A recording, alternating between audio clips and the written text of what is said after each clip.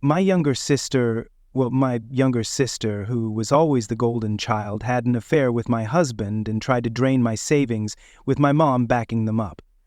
So I took action that completely upended their lives. Hi everyone, long-time reader, first-time writer here. I've always considered myself someone who's got her life in order, but lately I've started questioning everything. My marriage, my family, and maybe even my own judgment. It feels like I've been thrown into a twisted soap opera I never signed up for. Let me explain, and you can tell me if I'm overreacting. So, I'm a 28-year-old woman, and I've been married to Mark, who's 27, for 2 years. I thought we had a strong relationship.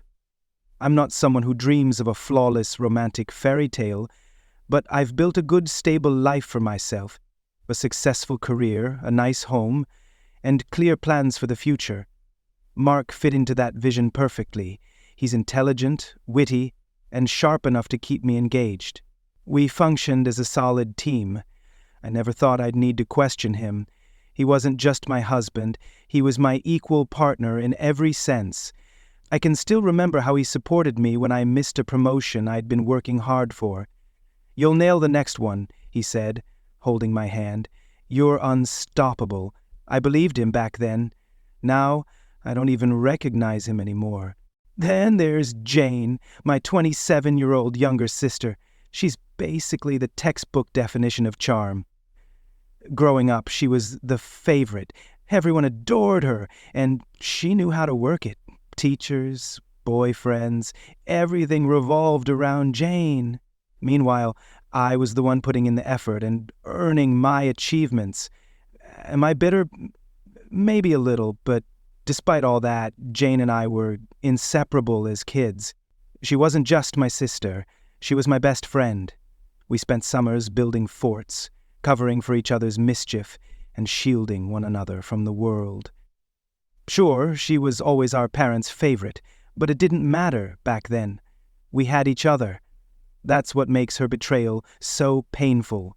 When Mark and I got married, Jane immediately clicked with him, which didn't bother me. Family is family, right? She'd come over to hang out, crack jokes, and be her usual entertaining self. I thought Mark just saw her as my lively sister, nothing more. He's too clever to fall for her smooth-talking nonsense, and Jane should know better than to meddle in my life. Or so I thought. Then Jane started visiting more frequently. Not just for family dinners or casual weekend beers, but during odd times. For instance, I'd come home from work and hear Mark casually mention, "Oh, Jane stopped by for lunch." At first I dismissed it. Cool, I thought. But then it kept happening. One evening I came home early and found them on the couch, laughing at something on his phone. Mark noticed me, quickly locked his screen, and his smile vanished. My stomach dropped. I didn't say anything. There was no point without proof. But the way he avoided eye contact stuck with me. Later that night I tried to act casual, so what was so funny with Jane earlier? I asked. Mark shrugged. Just a meme, nothing important. I let it slide, but my instincts were screaming. Something felt off. The next evening I tested the waters. Over dinner I casually said, "Jane's been around a lot lately, doesn't she have other things to do?" Mark rolled his eyes and laughed. "She's your sister, don't be so dramatic. She just likes hanging out." His response didn't sit well with me. People don't just hang out with married couples for no reason. But I kept my cool. No sense in losing it without concrete evidence. Looking back, I can see the subtle signs I ignored. Mark had been restless, talking about wanting more in life and feeling trapped. I thought I was doing enough, but maybe I wasn't. Maybe Jane filled a gap I didn't realize existed. Not that it excuses their actions, it just makes me wonder. That night, I called Erica, my best friend since college. If anyone could help me figure this out, it was her. "You're overthinking," Erica said calmly at first. "Jane's annoying, sure, but she's your sister. Mark wouldn't cross that line." I wasn't convinced. "I don't know, Erica," I replied. "The way they've been acting feels too familiar." Erica paused before letting out a sigh. Okay, let's say you're right. What are you going to do about it? I don't know yet, I admitted, but if they're crossing a line, they're both out of my life. Good, Erica said firmly. You don't deserve that kind of betrayal. Trust your instincts. Then came the barbecue, a casual family gathering, or so I thought. We were all in the backyard grilling burgers when one of my cousins joked, "Man, Mark and Jane are like two peas in a pod." Everyone laughed, but my jaw tightened. It wasn't just me noticing anymore. Other people could see it too, and that's when I knew it wasn't all in my head. At this point I realized I couldn't handle this alone. I didn't just want to confirm my suspicions, I needed to ensure I covered every possible angle. That's when I reached out to Eric, a close friend and a powerhouse in family law. He's not just an exceptional lawyer, but also a trusted family ally who has seen it all and excels at what he does. Something feels wrong, I told him as I explained my suspicions. It was painful to admit to anyone that I believed my husband and sister were betraying me, but I needed help and refused to act impulsively. I don't have much to go on yet, I said, but my instincts are screaming that they're hiding something. Eric didn't ask for unnecessary details. He's the type who doesn't waste time with guesswork. "Bring me proof," he said in his calm, unwavering tone. "And we'll decide how to tackle it from there. Let me be clear, I'm not someone who tolerates disrespect. Call me old-fashioned, but loyalty is a boundary I won't let anyone cross." So, when things started to feel off with Mark and Jane, I didn't sit back hoping it would resolve itself. I'm not one to wait for a storm to pass. I walked straight into it, and this storm had been brewing for far too long. The opportunity to take action came when I informed Mark I'd be leaving town for work, or at least that's what I let him believe. I packed a bag and told him I'd be away for 3 days. Instead of heading to the airport, though, I booked a room at a hotel on the other side of town. This wasn't paranoia, it was a calculated plan. If something was happening, I needed to witness it firsthand. Words and assumptions mean nothing, only solid proof matters. The first day passed uneventfully. Mark kept texting me, playing along as if everything was fine. "Miss you," one message read. "Hope work isn't too stressful." I nearly laughed. He was convincing, I'll give him that. But over the years I've learned that even the best liars eventually slip up. By the second day my instincts paid off. Around midday I received a notification from the tracking app I had discreetly installed on his phone. Yes, I know how that sounds, but with stakes this high, leaving things to chance wasn't an option. He wasn't at home. He wasn't at the grocery store or any usual spot. He was at Jane's apartment. Strangely, I didn't feel immediate anger. What I felt was sharper, colder. It was as if everything inside me focused with razor-sharp clarity. I gripped my steering wheel tightly, waiting for them to come out, not because I needed to understand just how far this had gone. If they were crossing a line, I wouldn't let them pretend otherwise. An hour later, they walked out together. Mark's carefree laughter echoed down the street as they headed to Jane's car. She was beaming like she had the upper hand.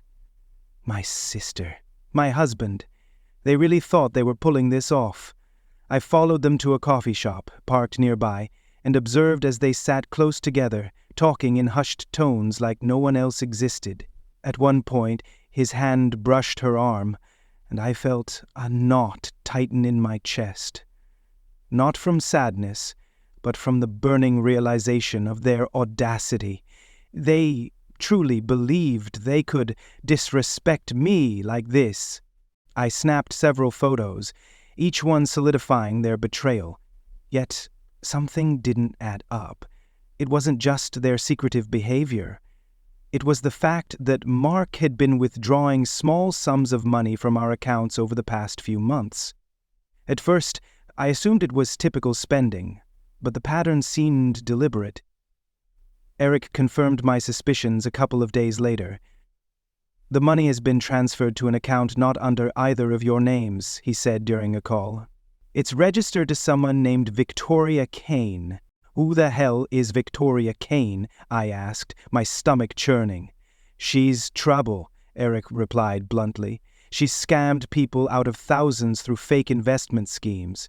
She's been flagged for fraud multiple times, but she's managed to avoid conviction so far. It seems like she's roped Jane into one of her cons, and your husband, whether knowingly or not, has been funding it. This wasn't just an affair anymore. Jane and Mark weren't only betraying me, they were being manipulated. And now my money was entangled in whatever this Victoria Kane was orchestrating.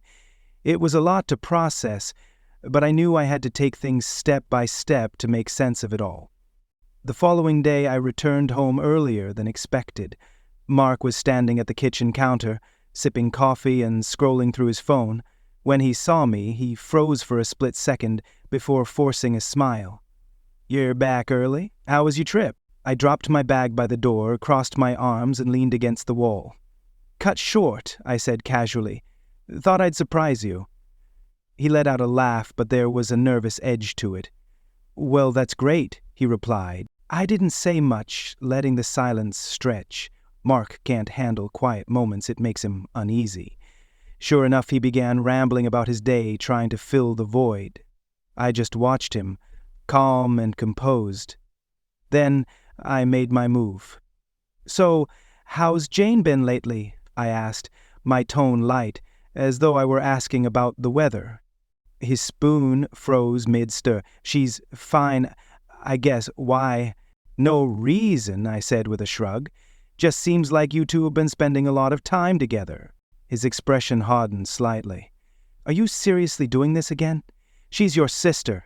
"Yeah," I replied, leaning back in my chair. "My sister. Funny how that works." His jaw tightened. "You're being paranoid. You've been working too much. You should take a break." I gave him a cold smile. Maybe I should. He didn't see it coming when I pulled out my phone and slid it across the table. The photos were right there, plain as day. Him and Jane at the coffee shop, laughing, sitting far too close. The blood drained from his face as he stared at the images. "It's not what it looks like," he stammered. The classic line. Predictable. I tilted my head slightly. "So what is it then? Because it looks like my husband and my sister sneaking around behind my back." He opened his mouth but couldn't form words. Just "here's," big dramatic ones clearly meant to manipulate, but I wasn't moved. Not anymore. "Save it," I said, my voice steady. "I gave you the benefit of the doubt for weeks. I trusted you, and this is how you repay me." "Nothing happened," he cried. "We were just talking." "Talking?" I repeated, leaning forward. "At her apartment? At a coffee shop? When you thought I wasn't around? That's some interesting talking." He tried to deny it again, but his excuses rang hollow. He realized he was caught. That night I packed my bag. Mark pleaded with me to stay, insisting we could fix things, but there's no mending a relationship when someone's capable of such betrayal. Trust doesn't simply return once it's shattered. As I drove away, I felt something change inside me. The person I used to be, the one who trusted too easily and believed in unwavering loyalty, was gone. In her place was someone sharper, tougher, a woman who wouldn't let things slide. If Mark and Jane thought this was the end, they were gravely mistaken. I didn't pack my things and leave to sulk. I left because I needed space to strategize my next steps. I'm not the type to let emotions dictate my actions. Every move I made after that was deliberate, calculated. They assumed I'd back down, that I'd let it go. But I've never backed away from a fight, and I wasn't about to start now. The day after I left, I laid everything out for Mary. The photos, the tracking logs, and the way Mark couldn't even meet my eyes when I confronted him. Mary is the type who thrives on tearing people apart in court, and the grin on her face as she examined the evidence told me I was in good hands. "This isn't just an affair," Mary said, flipping through the photos I'd taken. "This is premeditated and intentional." She was right. The secrecy, the lies. It wasn't just infidelity, it was a scheme. When Mary suggested digging deeper, I didn't hesitate. If there was more to uncover, I wanted it all exposed. The more I thought about it, the more I realized this wasn't only about the affair. Jane had always been envious of my career, my house, and my life. She used to joke about it, but now I wondered if those jokes masked something deeper. And Mark, he'd occasionally mentioned feeling stuck, but I brushed it off. Maybe I should have listened more closely. Or maybe this is just who they are, two people willing to destroy someone else to get what they want. While Mary got to work, I turned my focus to Jane. She was the centerpiece of this mess. Mark's betrayal hurt, but Jane, my sister, her actions cut much deeper. This wasn't just about infidelity, it was about audacity. She thought she could take what I'd worked so hard to build. This wasn't just cheating, it was theft, plain and simple. That's not even the worst of it, Mary said. There are messages between them. They're discussing cleaning you out completely. The realization hit me hard, but not in the way you'd expect. I wasn't shocked or heartbroken. I was furious. This wasn't just sneaking around. They were plotting to leave me with nothing. For what? So they could play house together while I was left to pick up the pieces? I was barely holding it together. My sleepless nights were catching up to me, and it showed at work. My boss pulled me aside after a meeting. "You've been distracted lately," she said. "What's going on?" I wanted to tell her everything, that my husband and sister were destroying my life, that my finances were in shambles. But instead, I nodded and promised to refocus. Work was the one stable thing I had left, and even that felt like it was slipping through my fingers. My friends noticed too. "You've been quiet lately," one texted. "Is everything okay?" I didn't respond. Confronting Mark again wasn't an option. He'd made his decision, and there was no saving him. But Jane? She hadn't faced me yet. She'd been hiding, like the coward she is. That wouldn't last much longer. Before confronting Jane, I dug deeper. Eric sent me a report on Victoria Kane's operations. She preyed on people like Jane, desperate for quick cash and too arrogant to recognize the scams. Victoria had promised Jane a risk-free investment, gain access to a large sum of money, invested in one of her schemes, and double it within months. All Jane had to do was find someone to fund it. That's where Mark came in.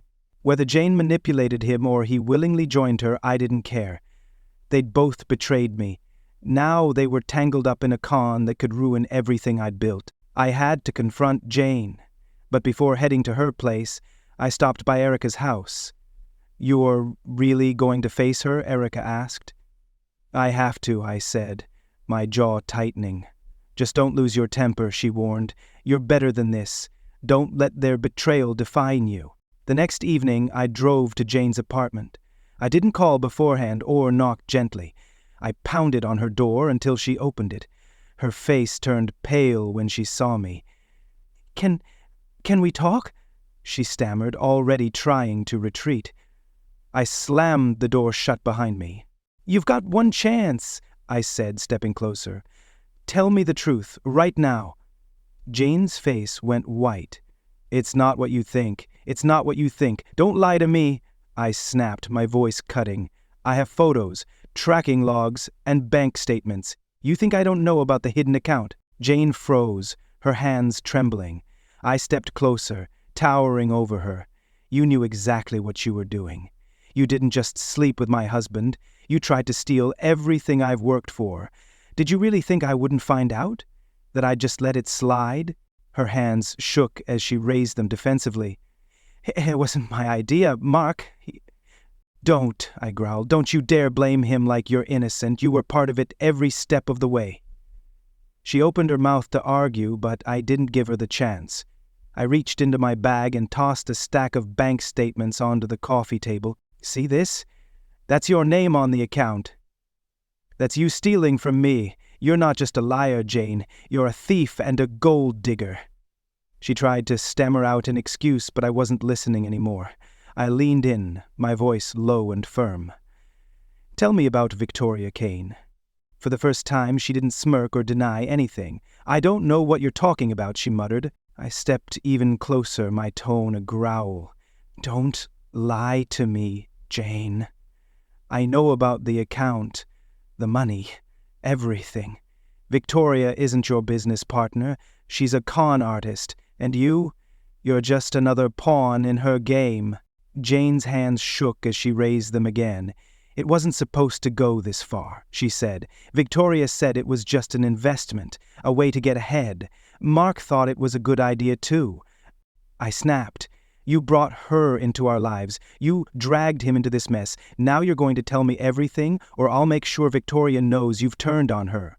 Jane's eyes widened, and for the first time I saw genuine fear.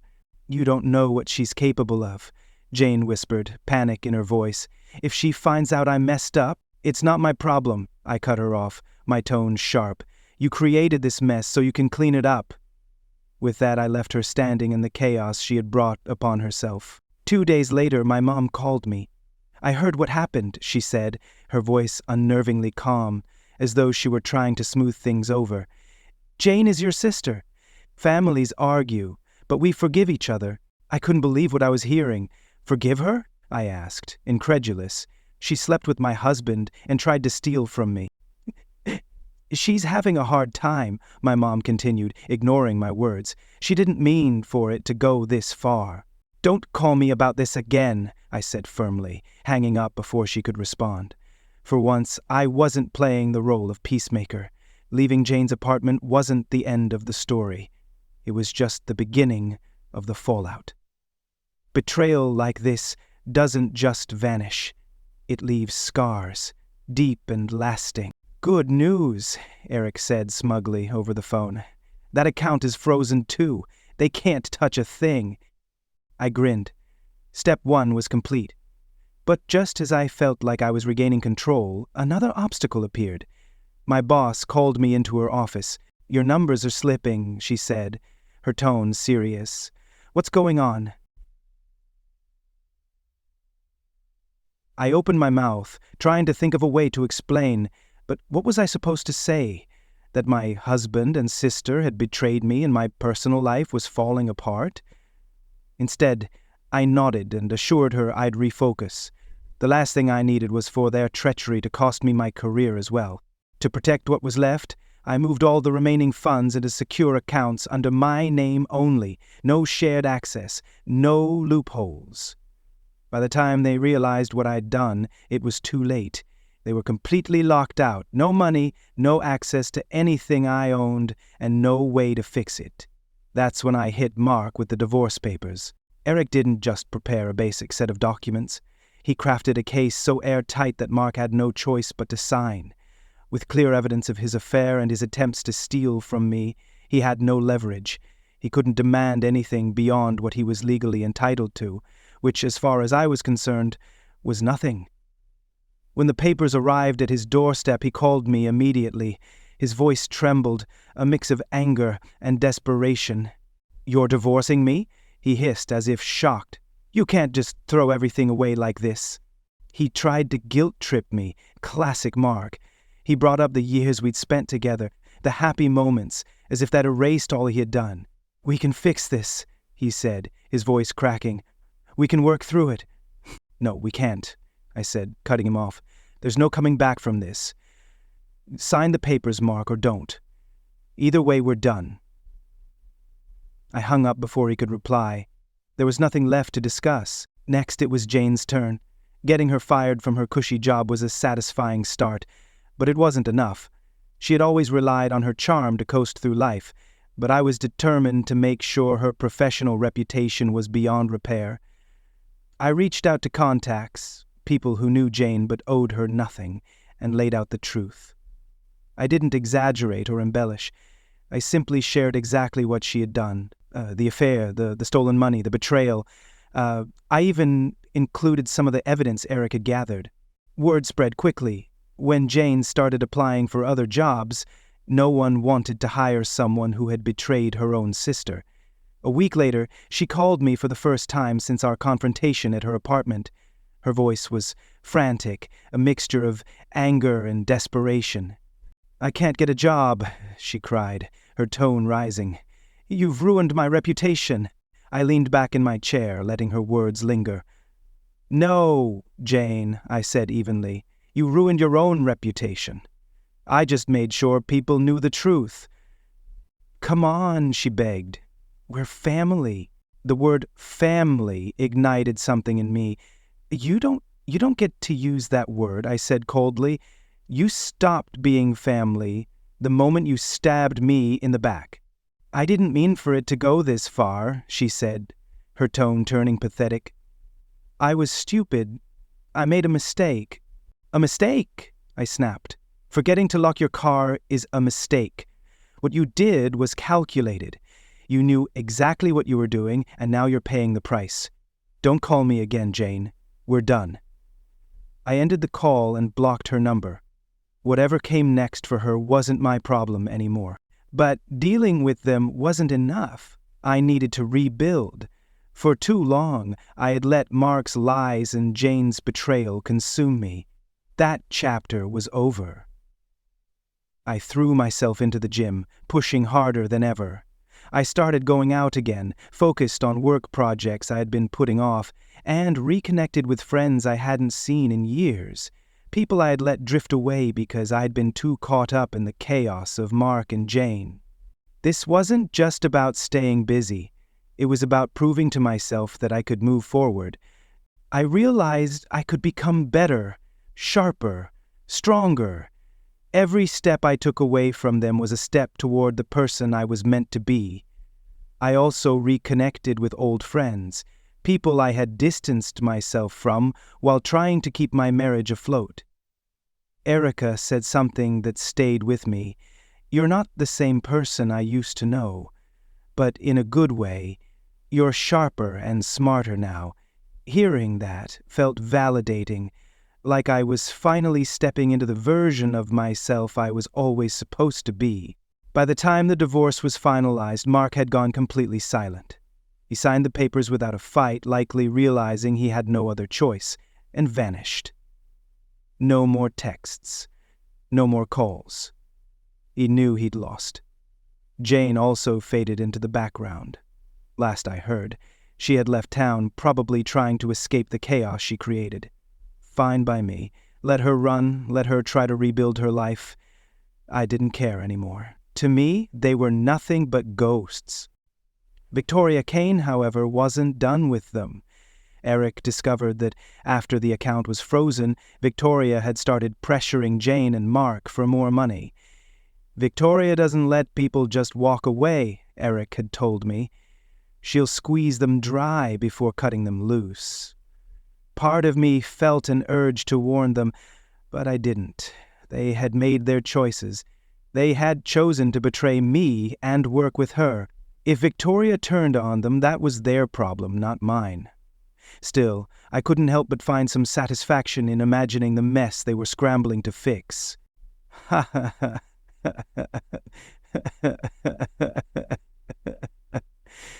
Reflecting on everything, it's difficult to fully explain how much this experience transformed me.